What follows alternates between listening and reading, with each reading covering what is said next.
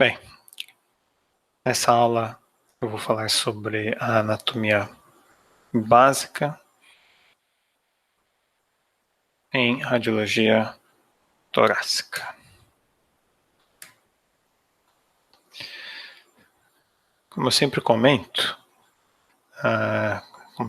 com vocês, a parte da técnica, da anatomia e da semiologia são os conceitos mais importantes da nossa especialidade de radiologia e diagnóstico por imagem. É o conhecimento adequado da técnica dos exames, conhecimento aprofundado da anatomia e a prática da semiologia correta, que diferencia o médico radiologista dos outros profissionais que trabalham com exames de imagem. Com o avanço dos métodos de imagem, a qualidade da imagem melhorou muito e hoje a gente vê coisas que a gente não via antes, né? A anatomia ficou muito mais fidedigna, muito mais detalhada. E, como eu sempre digo, todo bom radiologista é um ótimo anatomista. No tórax, é importante também conhecer a anatomia macro e microscópica, tá? Porque isso auxilia no entendimento das alterações funcionais e da doença, né? Mesmo que a gente não consiga ver boa parte das estruturas microscópicas, isso ajuda no entendimento das doenças, né? Desta maneira, essa aula, o objetivo é aprender os aspectos básicos anatômicos do tórax, com ênfase no exame de tomografia computadorizada, que é o principal exame de estudo das doenças torácicas, né?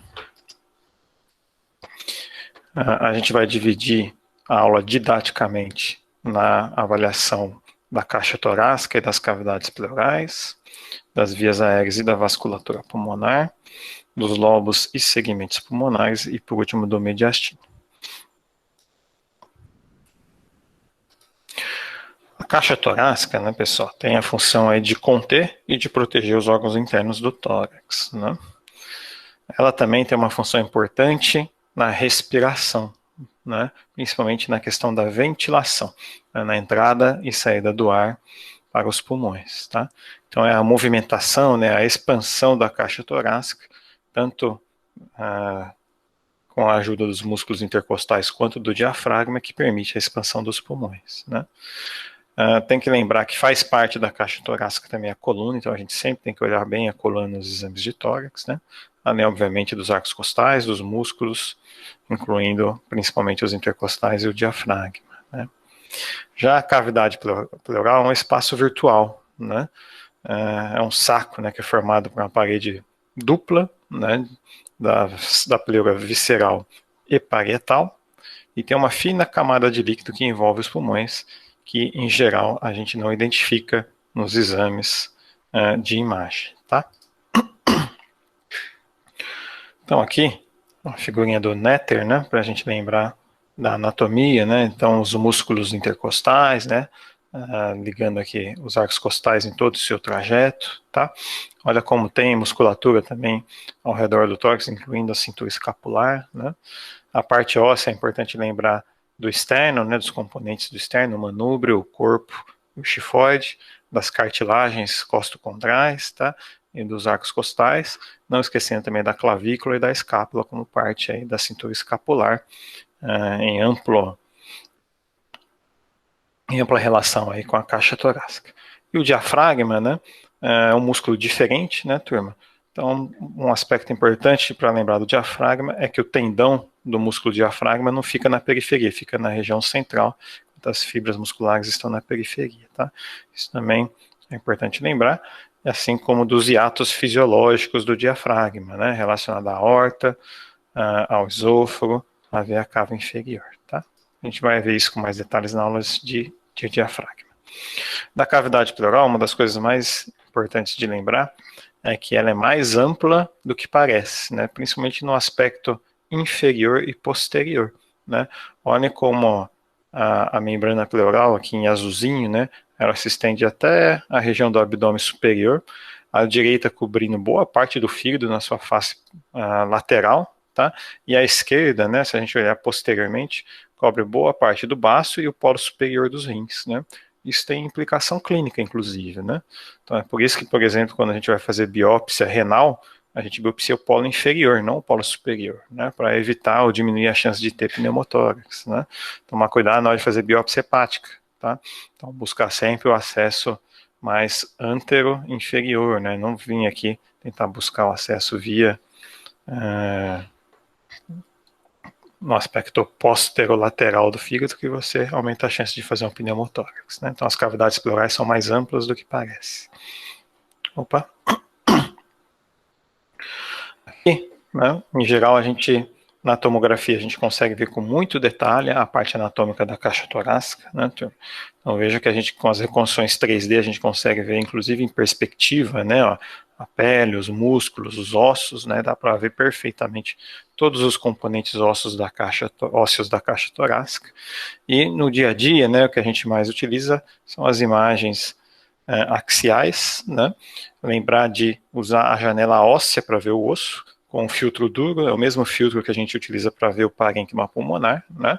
Então a gente vê aqui a coluna, os arcos costais, e para avaliar melhor a coluna e o externo, é sempre legal ver as imagens sagitais, né? Facilita a identificação dos elementos da coluna, os corpos vertebrais, os espaços discais, os elementos posteriores, assim como a identificação dos elementos do externo, né? Então, o manúbrio, o corpo e o chifoide, tá? Então, a sagital é importante na avaliação do arcabouço ósseo.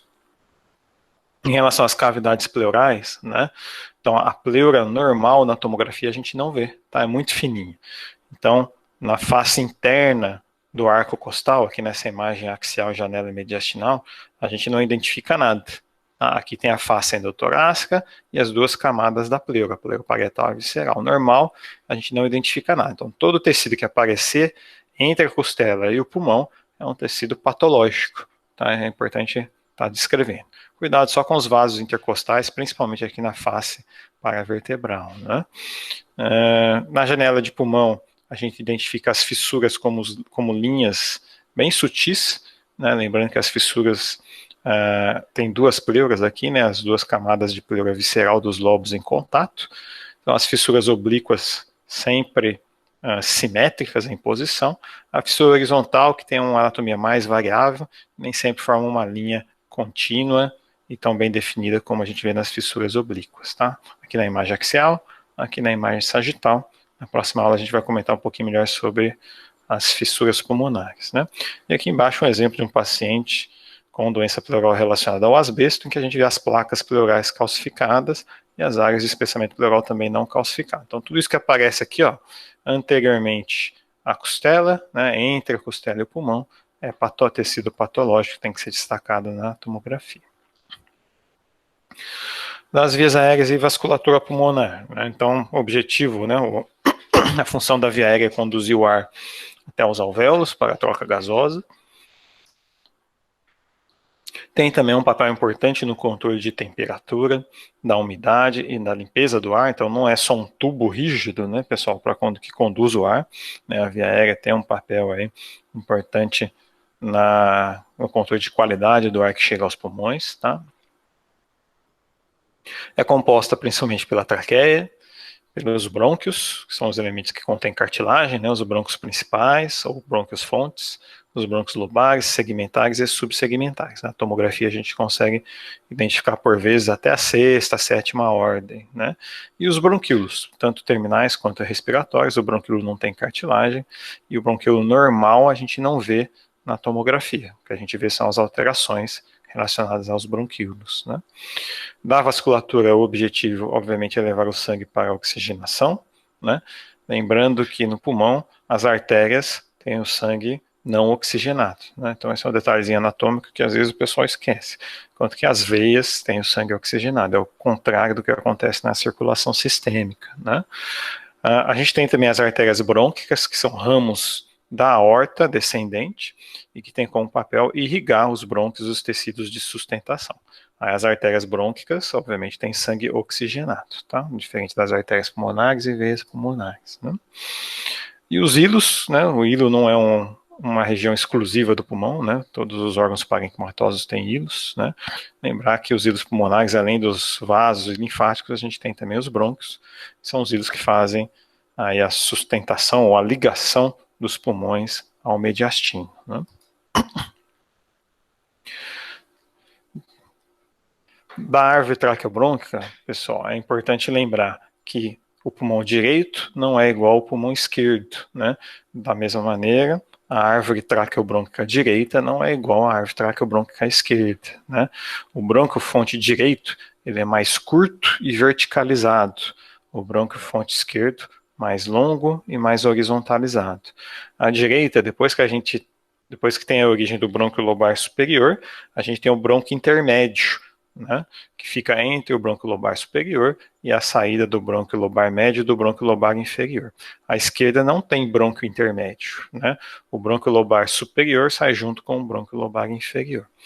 À direita nós temos os 10 brônquios segmentares com origens isoladas na maioria dos casos, como a gente está vendo aqui. À esquerda a gente tem 2 conjuntos de brônquios que saem junto, tá? Então, o brônquio para os segmentos 1 e 2, ele sai junto, então a gente chama de segmento 1 mais 2, tá? E do segmento 7 mais 8 também sai junto. Além disso, turma, à direita a gente tem o brônquio do lobo médio, à esquerda a gente não tem o lobo médio, na maioria das vezes, a gente tem a língula, né?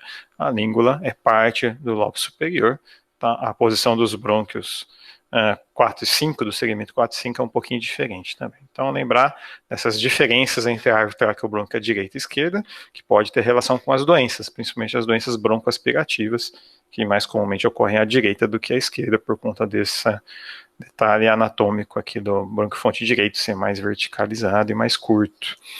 Na tomografia a gente consegue ver com muito detalhe, né, a árvore traqueobrônquica, como nessa reconstrução 3D aqui à nossa direita.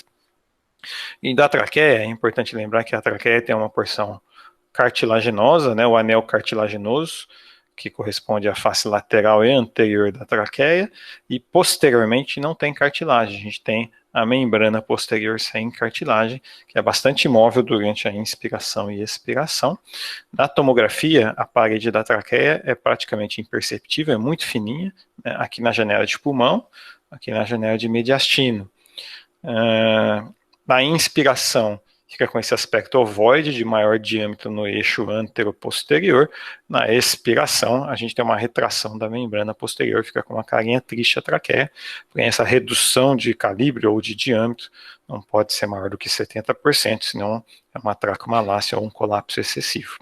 Às vezes, nos pacientes mais velhos, a gente pode ter calcificação dos anéis cartilaginosos, né, uma calcificação senil, né, fisiológica para a idade, e a gente consegue identificar. No paciente jovem, a parede da traqueia é fininha, quase imperceptível, como eu vejo aqui na janela mediastinal. Em relação aos vasos, né, aqui um esquema das artérias e das veias pulmonares, lembrando que as artérias saem do trato de saída do ventrículo direito, tá? E, em geral, elas são mais altas, né, em relação às veias pulmonares que drenam para o átrio esquerdo, tá? Também a gente consegue ver muito bem os vasos na tomografia, como nessa reconstrução aqui tridimensional do programa do IACTA, né, que faz a nossa análise quantitativa, e aqui embaixo um esquema tridimensional de uma angiotomografia, só para mostrar como a gente consegue ver com detalhe anatômico toda a vasculatura pulmonar num exame angiográfico bem feito, essa reconstrução aqui em VR, né, volume render. Nas imagens axiais que a gente usa no dia a dia, né, na janela de pulmão, os brônquios intrapulmonares, em geral os brônquios segmentares e subsegmentares, eles têm paredes finas, com espessura de até 1,2 milímetros, conteúdo aéreo, não pode ter material no interior do brônquio, e o calibre tem que ser igual ou menor que a artéria adjacente, tá? Então essa é a definição do brônquio intrapulmonar normal, tá? Cuidado para não comparar o brônquio com a veia vai ser sempre mais calibrosa, muito mais calibrosa do que o brônquio, né? E lembrar de olhar com atenção, né, também as paredes brônquicas, que às vezes a gente esquece, né? Então não só a espessura, mas a regularidade. No paciente adulto jovem, a parede tem um aspecto linear. Se for tortuosa ou tiver um aspecto irregular, também pode indicar doença, e pode estar relacionado à senilidade em alguns casos, né? Os vasos, obviamente, As artérias e veias têm um realce importante da pós-contraste, quando a gente faz o exame contrastado, depende da fase que a imagem é adquirida, né? O realce tem que ser homogêneo, como a gente vê nessa imagem de janela mediastinal à direita, e o contorno do vaso regular, né? O contorno liso, tá? As veias confluem em direção ao átrio esquerdo, as artérias se dicotomizam a partir do hilo pulmonar, né?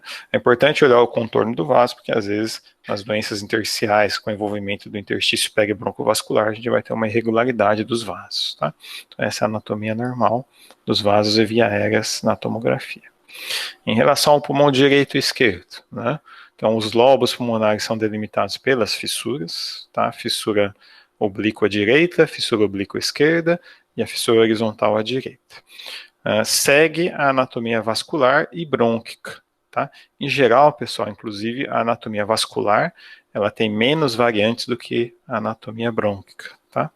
O lobo superior direito, lobo médio e lobo inferior direito à direita, à esquerda, lobo superior esquerdo, a língula como parte do lobo superior e o lobo inferior esquerdo.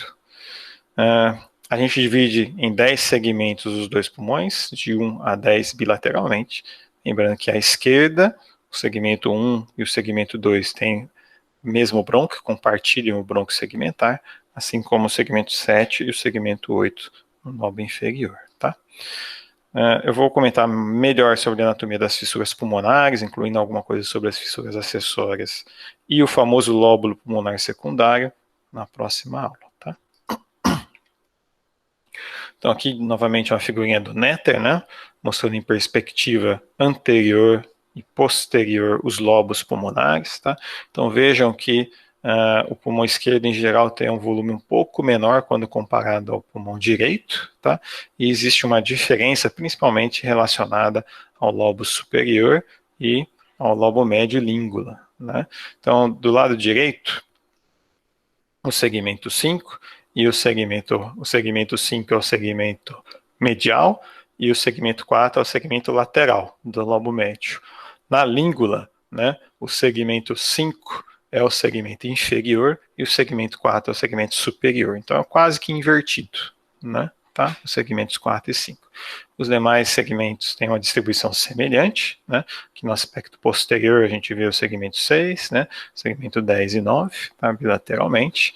E aqui nas reconstruções, né, da imagem tomográfica, mostrando como a gente vê com detalhe a anatomia lobar e segmentar. Obviamente que os segmentos pulmonares, vocês têm que inferir a posição baseada no conhecimento anatômico, né? A gente não tem uma divisão por fissuras ou outros elementos que separam na imagem tomográfica os segmentos pulmonares, tá? Então é importante estar conhecendo a posição de cada segmento. Tem algumas dicas, algumas referências anatômicas, além, obviamente, de poder estar sempre olhando a árvore traqueobrônquica, tá? Esse aqui é o esqueminha que tem na nossa apostila, né, com a segmentação, tá? Baseado aí em algumas imagens, né, axiais otóis, que é o que a gente usa no dia a dia. Aqui os nomes dos segmentos. Em geral, no dia a dia, a gente usa os números, tá? Usando algarismo romano, tá? Mas assim, não existe regra fixa. Então você pode, se você quiser, usar o nome e pode usar o número arábico, do mesmo jeito, tá? Mas aqui em geral a gente usa os números romanos, tá? Para identificar os segmentos pulmonares e também diferenciar das estações linfonodais, né? E aqui os nomes dos segmentos, lembrando que à esquerda, né, 1 mais 2 é junto, então a gente chama de ápico posterior, 7 mais 8 também é junto, a gente chama de anteromedial basal, tá? De referência anatômica legal para lembrar, na hora de olhar os segmentos, né? Então é o arco da aorta, em geral o segmento 1, né, ele é dominante acima do nível do arco da aorta, bilateralmente, sendo que a direita mais anterior, a esquerda mais posterior, junto com o segmento 2, tá? Entre o arco da aorta e a raiz da aorta, a gente tem os demais segmentos pulmonares, incluindo o segmento 6, tá? No lobo inferior.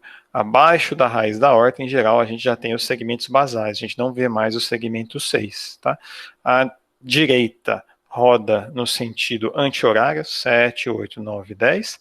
A esquerda roda no sentido horário, 7 mais 8, 9, 10. Tá? Então aqui no segmento, numa imagem mais basal, a gente vê o 7, 8, 9, 10. O 7 à esquerda é bem pequeno, né? Aqui nem apareceu, mas 7, 8, 9 e 10. Tá? E o detalhe aqui do lobo médio e da língula, né, que tem um aspecto quase que invertido. Segmento 5 medial, 4 lateral. À direita. À esquerda, 5 inferior, 4 superior. Então, aqui só para mostrar, né, numa imagem axial de janela pulmonar, mais ou menos a distribuição dos segmentos. Né? Então, eu vou aqui à direita, ó, 10, 9, em geral abaixo do nível da aorta ascendente é o 10 e o 9, acima é o 7 mais 8. Chegou na região da raiz da aorta, aqui os segmentos, deixa eu pausar aqui. Né? Vou vir de cima para baixo, talvez seja mais fácil. Então, eu vou olhar aqui a traqueia. Ó. Então, ó, em geral, acima do nível do arco da aorta, o segmento 1 é dominante, a direita mais anterior, a esquerda mais posterior. Conforme a gente desce, vem, a carina, né? Segmento 3 anterior, segmento 2 posterior. Bronco-fonte direito, saiu o bronco do lobo superior, né? A gente consegue ver inclusive os brônquios, né, saindo aqui, ó. Esse é o 3, o 2 vem para cá e o 1 sai bolinha para cima, né? Aí vem o bronco intermédio, ó, chegando aqui nessa região, segmento 6, né, acima da raiz da aorta, no lobo inferior, segmento 6, bronco intermédio. Em geral, o bronco do lobo médio sai junto com o bronco do segmento 6, olha que bonitinho. Aqui dá o 5 e o 4. Tá? Abaixo do nível da raiz da aorta, coincide com a ramificação dos brônquios lobares inferiores. Tá? Então aqui a gente vai ter os brônquios basados, os segmentos basais, né? Olha que bonitinho à direita, os 4, né? Ó, tá? O 7, o 8, o 9 e o 10. Tá? A esquerda aqui também, já dividido 7, 8, 9 e 10. Tá? Então, a direita sentido anti-horário, a esquerda no sentido horário. Em relação ao mediastino, por último, lembrar que o mediastino, então, é o espaço que separa os pulmões e que contém uma gama grande de órgãos, né, incluindo o coração, o esôfago, a traqueia, o timo e os grandes vasos. Né. A gente divide o mediastino em 3 compartimentos. Essa é a divisão correta, recomendada para ser utilizada, não só nos casos oncológicos, mas em todas as demais doenças que envolvem o mediastino. É o mediastino anterior ou pré-vascular, o mediastino médio ou visceral, o mediastino posterior ou paravertebral. O mediastino superior, mediastino inferior, a gente não usa mais, tá? Então, a recomendação é dividir nesses 3 compartimentos mediastinais. Em relação às estações linfonodais, a gente usa a classificação da IALSC, de 2014, que é a Sociedade Internacional de Estudo do Câncer de Pulmão. Mas a gente pode usar as estações linfonodais, a gente deve usar as estações linfonodais, mesmo para as doenças não oncológicas, tá? É o jeito correto de identificar os linfonodos, isso auxilia, inclusive, o cirurgião ou broncoscopista na avaliação da possibilidade de abordagem de biópsia, né? Tem linfonodos que são abordáveis por videotoracoscopia, outros por mediastinoscopia, outros por broncoscopia, e o pessoal só vai entender isso se você identificar corretamente as estações linfonodais. Né? O esôfago a gente divide em 3 segmentos, o esôfago torácico, superior, médio e inferior, é importante conhecer para usar a nomenclatura adequada, e hoje em dia com os exames nos tomógrafos novos de multidetectores, a gente vê o coração parado praticamente, na diástole, então a gente consegue ver muito bem a anatomia cardíaca, não tem escapatória, tem que lembrar a anatomia do coração. Então as câmaras cardíacas, as válvulas, os septos, as coronárias inclusive, pericárdio, aorta, artérias e veias pulmonares e as veias cavas. Tem que conhecer toda essa anatomia, a gente vê tudo isso com detalhe no exame tomográfico. Do mediastino. Aqui desenhadinho para a gente, né, os 3 compartimentos mediastinais, numa imagem axial em janela mediastinal à esquerda, numa imagem sagital em janela mediastinal à nossa direita. Em azulzinho, o mediastino anterior ou pré-vascular. Em laranjinha, o mediastino médio ou visceral. e em verdinho o mediastino posterior ou paravertebral. Quais são as pegadinhas, né? Se vocês pegarem textos mais antigos, vocês vão ver que às vezes o pessoal põe o esôfago e a aorta descendente no mediastino posterior, não está correto. O mediastino posterior é apenas o espaço paravertebral, contém músculo, partes moles e raízes nervosas. A aorta, esôfago, mediastino médio. No mediastino anterior tem muita coisa, no paciente adulto não tem muita coisa, gordura e por vezes linfonodos, pode ter resquício de tecido tímico, e uma pegadinha é lembrar que o único vaso que cruza o mediastino anterior é a veia braquicefálica esquerda, tá? Isso aí de vez em quando cai na prova, pegadinha, né? Aqui as estações linfonodais, tá? Também, se vocês quiserem, não precisa decorar, quem tem que decorar é o radiologista torácico, mas é simples, né?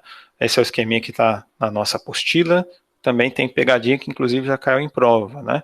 Então vocês veem as estações vão de 1 a 14, a partir das estações 10 são as estações intrapulmonares, hilares e intrapulmonares, tá? E de pegadinha, né, turma? Principalmente em relação à linha mediana. Então, o que separa as estações 2 direita da 2 esquerda, 4 direita da 4 esquerda, não é a linha mediana, é a linha paratraqueal esquerda, tá? Essa é uma das pegadinhas. E as estações 5 e 6, né, o que separa a estação 6, que é a paraórtica, da estação 5 da janela aortopulmonar, é o ligamento arterioso. Opa, perdão. O que separa a estação 6 da estação 5 é a borda inferior aqui do arco da aorta. O que separa a estação 5 da estação 4 esquerda, isso sim é o ligamento arterioso, como a gente vê aqui nesse desenho. Então, 4E, 5 e 6 tem os detalhes anatômicos que separam essas estações, isso também de vez em quando cai na prova, tá? Em geral, quando a gente fala de câncer de pulmão, né, os nódulos, né, os linfonodos N1 são os hilares e intrapulmonares. Estação 7, né, que é infracarinal sempre, é N2. Os linfonodos mediastinais ipsilaterais são N2. Os linfonodos contralaterais e supraclaviculares são N3. Do esôfago a gente usa no dia a dia a classificação clínica, tá? Tem uma diferença discreta em relação à divisão cirúrgica, mas mesmo algumas sociedades de cirurgia gástrica, gastroesofágica, usam a divisão clínica, né? Então aqui eu coloquei no nosso desenho da apostila, inclusive a distância para a arcada dentária superior, que pode ajudar, né? E lembrar dos detalhes anatômicos que separam o terço superior do terço médio, que é a borda superior do arco aórtico, e que separa o terço médio do terço inferior, que é a veia pulmonar inferior esquerda, tá? Aqui, vejam que o esôfago, o terço inferior do esôfago torácico é muito curto, tá? Realmente, o esôfago torácico é representado principalmente pelo seu terço médio.